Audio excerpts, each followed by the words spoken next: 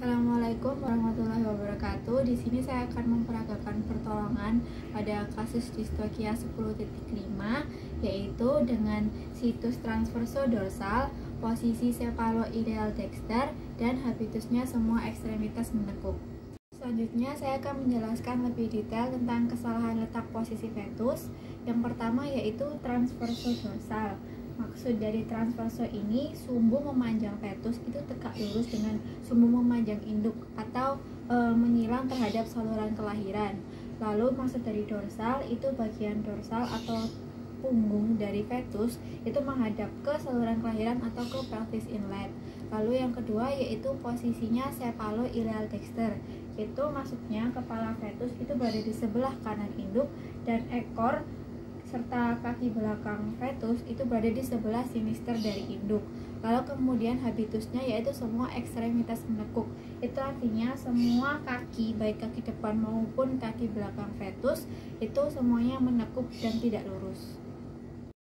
Kemudian untuk hambatan pada kasus distokia 10.5 ini, yang pertama yaitu diameter fetus lebih besar daripada diameter pelvis inlet.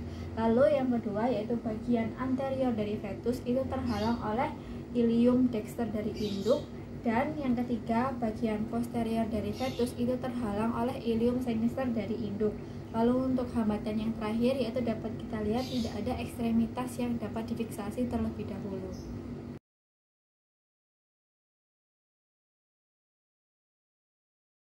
Selanjutnya saya akan menjelaskan pertolongan pada kasus distokia 10.5 ini. Nah, dapat dilihat semua ekstremitas dari fetus baik kranial maupun kaudal itu berada di rongga abdomen, jadi tidak ada yang bisa difiksasi. Oleh karena itu kita butuh tali dan introducer bengkok. Caranya kita masukkan tali dan introducer bengkok, lalu kita retropulsi tubuh fetus dan kita jeratkan tali pada vertebrae thoracalis fetus, tepatnya di belakang skapula sebagai penahan.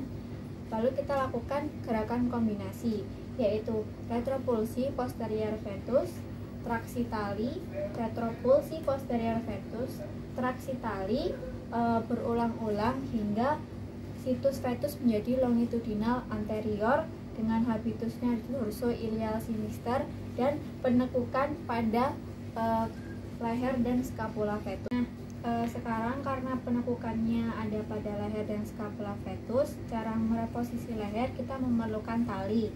Yang pertama kita retropulsi dulu leher fetus, lalu kita jeratkan tali pada leher fetus.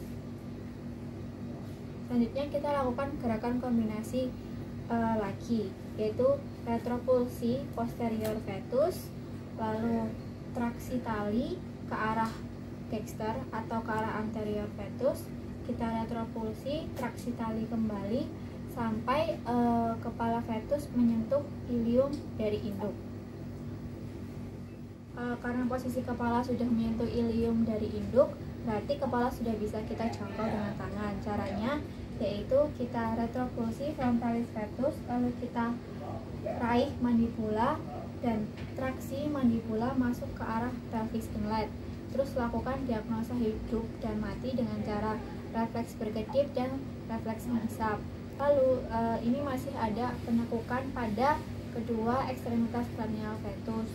Caranya itu dengan melakukan gerakan kombinasi, kita retropulsi skapula fetus, traksi radius ulna, retropulsi karpal fetus, traksi metakarpal fetus masuk ke pelvis inlet, dan lakukan hal yang sama pada kaki sebelahnya, lalu lakukan fiksasi.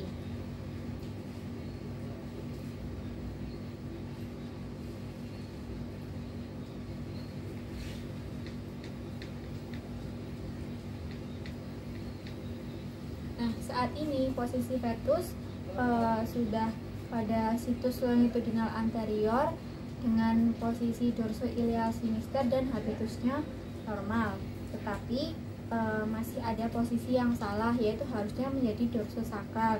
Caranya yaitu dengan menggunakan gerakan rotasi. Kita ambil kayu, lalu kita selipkan di antara kedua ekstremitas kranial atau disilangkan, lalu kita rotasi tubuh fetus 90 derajat searah jarum jam hingga posisi fetus menjadi dorsosakral. Setelah posisi fetus menjadi dorsosakral, kita lakukan tarik paksa fetus ke arah caudodorsal. Setelah 2/3 atau setengah tubuh fetus keluar, kita traksi ke arah caudoventral hingga fetus keluar dari induk. Sekian peragaan kasus distokia 10.5 dari saya. Mohon maaf apabila ada kesalahan. Wassalamualaikum warahmatullahi wabarakatuh.